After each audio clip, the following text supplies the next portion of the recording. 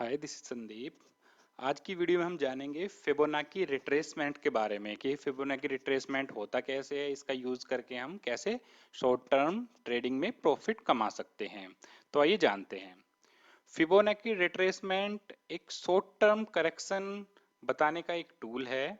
Suppose करिए ये एक ट्रेंड है। इस ट्रेंड में अगर हमें ये पता चल जाए कि कहाँ पे करेक्शन होना स्टार्ट होगा तो हम आसानी से शॉर्ट टर्म में ट्रेडिंग करके प्रॉफिट कमा सकते हैं। इसको समझने से पहले हम देखते हैं कि फिबोनाची होता क्या है। फिबोनाची सीक्वेंस में 0 + 1 को ऐड करने के बाद 1, तो ये 1 जो होगा ये फिबोनाची सीक्वेंस का पहला लेटर होगा। इसके बाद 1 में जो जो आंसर आया 1 उसको ऐड करने के बाद 2, सेम उसी सीरीज में 1 + 2 3, 2 + 3 = 5, 3 + 5 = 8।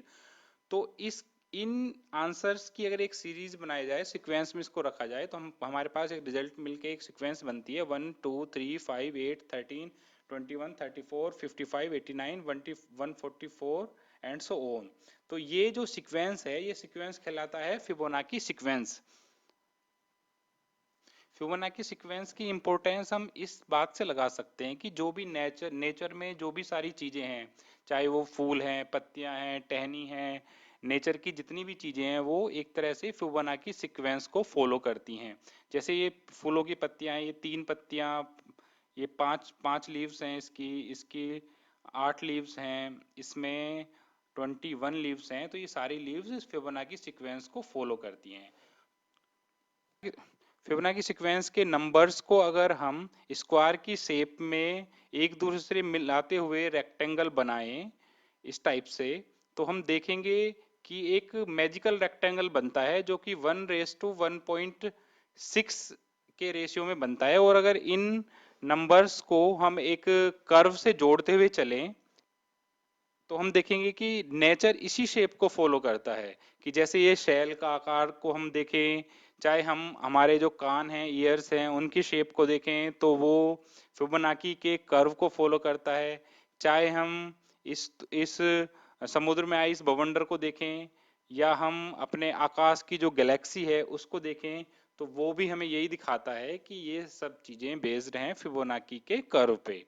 तो जब फिबोनाची नेचर में हमारे चारों तरफ हमारे बॉडी के पार्ट सब कुछ फिबोनाची को फॉलो करता है, तो हमने ये देखा कि क्यों ना इस फिबोनाची को हम अपने स्टॉक मार्केट में भी यूज किया जाए।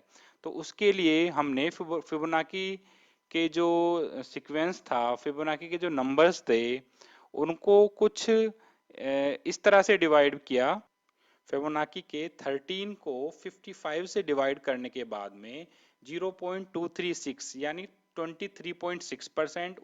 उसी तरह से 13 को 34 से डिवाइड करने के बाद 0.382 यानी कि 38.2%।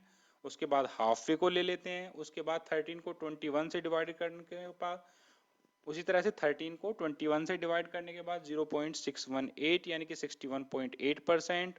और स्क्वायर रूट ऑफ 0.618 यानी कि 78.6%। तो ये लेवल्स हमने निकाले हैं फिबोनाची के सीक्वेंस के नंबर्स के हिसाब से।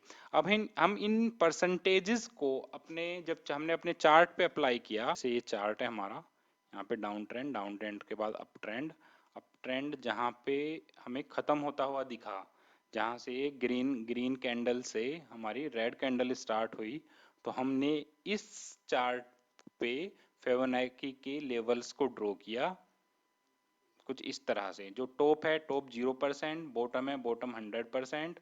और उसको ड्रॉ करने के बाद में हमने देखा कि डाउन ट्रेंड के बाद में जहाँ पे फर्स्ट ग्रीन कैंडल आई, ठीक है, तो ये फर्स्ट ग्रीन कैंडल आई हमारी 50% से ऊपर, 50% पे जहाँ पे डाउन ट्रेंड खत्म हुआ, वहां के बाद हमारी ग्रीन कैंडल आई।